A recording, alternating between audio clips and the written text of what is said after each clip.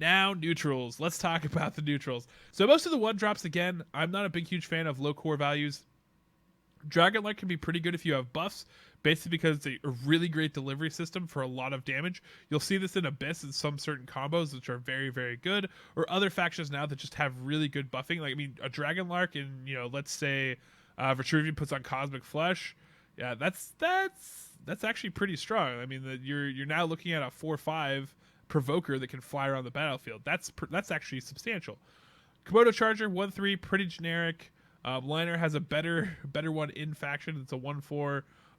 Lost his luster, probably not playable. Planar Scout, this will help you grab Mana Springs early, but the problem with Planar Scout is it's pretty much only good early or in a position where you have to get out of a tough situation or spawn units. You want to spawn units in a specific place, and at the end of the day, it's just kind of not a great core value for your deck. And stealing Mana Springs early just kind of gasses your deck. So, I mean, the really only factor that makes him good is like if you steal the middle core and you're going first.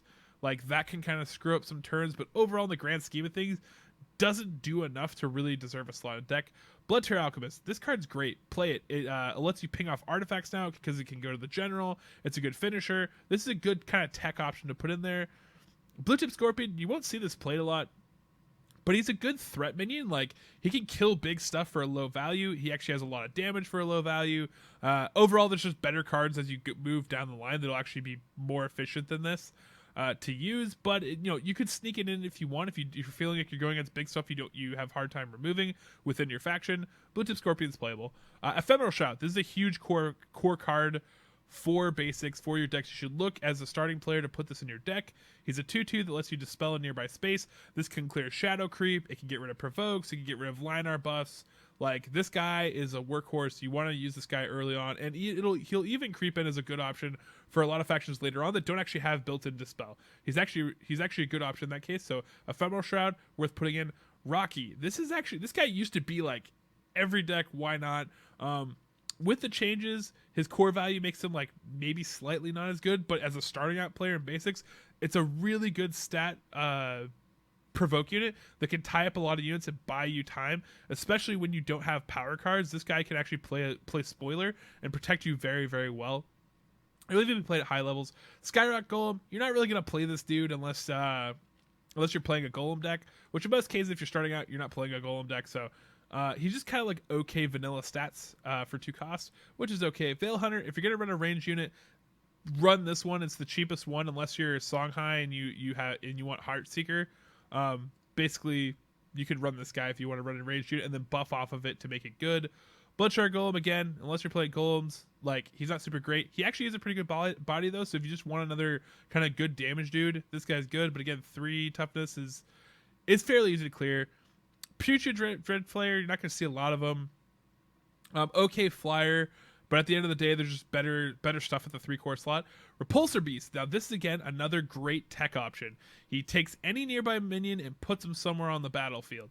Now, this can be used offensively and defensively. You can actually bring a unit to some place where you can kill it. Again, if you're, Abyss or something, you can throw it onto some shadow creep. Then at the end of your turn, it'll die from the shadow creep, which is good. It can send those big provoke units across the board. And it's super undervalued placement stuff in this game, because basically what it says is, like, if you have a minion on the board that's in range to attack stuff, it has value. If it's not in range to attack stuff, unlike a lot of other games where it's just, like Magic the Gathering, you threw something on the board, it can attack wherever, it doesn't matter what's going on, or it has to attack in something, or Hearthstone, it's on the board, it can attack anything. Putting it in the corner, maybe 3 turns of a minion being wasted. Yeah, it's there, but it took 3 turns to become relevant again. So Repulsor Beast for 3 can actually be a really good card, especially as a starting player in this game. Saberspine Tiger, a really cheap rush unit for that you can start out with. Rush basically means you can attack right as you play it on the board. If you have buffs, you can deal out some burst damage. You can use it to clear out a pesky thing, or move a unit and then place it to get some range to clear out a range unit or some backline unit that you want to clear out. Pretty good. Usually you gotta expect he's gonna die because of his 2 health, but a good enough option to throw in a deck. Silver Tongue Corsair, not played a lot, but early on this actually is a lot more of a pain than you think, because your generals are used a lot in the early game to clear stuff.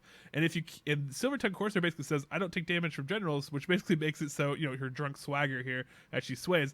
But basically it means that like they have to use spells, they have to use other creatures to trade with her, and so it creates problems for your opponent. And as a player that's starting out with basics, this actually can be a good thing. So definitely experiment with this card. Fire Spitter. Now this is another trap card. I feel like it falls into the same place as, you know, Songhai's Widowmaker card, where it's just the 4 core for the value is just not good enough, and the 2 health makes it very easy to kill. So overall, usually this guy doesn't ever get to actually shoot. You're usually going to play it. That's going to be your turn, and they're going to clear it with something that costed way less, and you're going to lose board advantage. So be wary of placing this card in your deck, even though it's super tempting. Primus Shieldmaster. This is another great card. Provokes. Neutral provokes are great if you're starting out, especially if your faction doesn't have them. And if your faction does have them, like Lionar has it built in Silverguard Knight, then more power to you. Like, lay out the provokes, man. Pour it on them. Like, Primus Shieldmaster actually very good body. 6th health is actually a really good breaking point for the way tiers of damage work with minions, that usually they're going to have to trade 2 things in. This basically guarantees that they're going to have to trade 2 things in to get rid of this in most cases, unless it's just, you know, straight up entropic decay, you know, that kind of stuff. Thor Kneeler. Actually pretty good stats for 4. A 6/4 is good stats. He doesn't do anything special, but he is playable if you feel like you just need a big body. Bright Moss Golem, again, bigger body. Now, it doesn't have a lot of the damage end, but so hard to remove. And although he's lumbering and kind of slow, he's actually just a good piece on the board for 5 that if you can throw in your deck and feel comfortable with. As we get into this stuff, probably not as good. So Storm Metal Golem, 8/8, good stats for 6, seems good. Dragon Ball 10/10. The problem is, as you get into this core value, whatever you play has to have huge value. It has to be board defining. Either has to, you know, be Amara healer and lockdown and prevent like a huge threat that they have to deal with, or it has to be something like, you know, Dark Nemesis, which, you know, costs 7 and he deals 4 damage to your general every turn and gets bigger attack, and something that's like they have to deal with. If you play these guys, they don't have to deal with them. There's a lot of ways, you know, they can repulsor them to a corner. They don't care. They can kill it with, like, you know, and the higher cost you get, the more efficient removal becomes. So stuff like Abyssion's Dark Transformation, you know, if you're playing 7 to get rid of a Dragonbone Golem, for example, Abyssion's Dark Transformation is going to have huge value. So those cards aren't going to be as great. So I hope this actually gives you a good rundown of all the neutral and faction basics. And now you're going to have a good idea when you're kind of building out decks for quests or just kind of starting out, like what basics are core, what you can kind of put in your deck, and then also what you can wean off. So as we go along, I'm going to do similar episodes like this for commons, rares, epics, and legendaries, so stay tuned for those. Give me some feedback, like, subscribe to my videos. Please leave comments. Actually enjoy the comments, and any feedback you have, give to me, because I'd love to improve the series. And if there's something that's not out there currently and you want to see it, I'm happy to do it. I'm happy to go over it, whether it's, you know, basic decks or whatever like that, you actually want deck lists and other stuff like that, or like other theory crafting stuff, let me know. I'm happy to do it. And yeah, so that's gonna be Duelyst Dojo episode, The Basics, and I hope you guys enjoy, and look out for the next videos.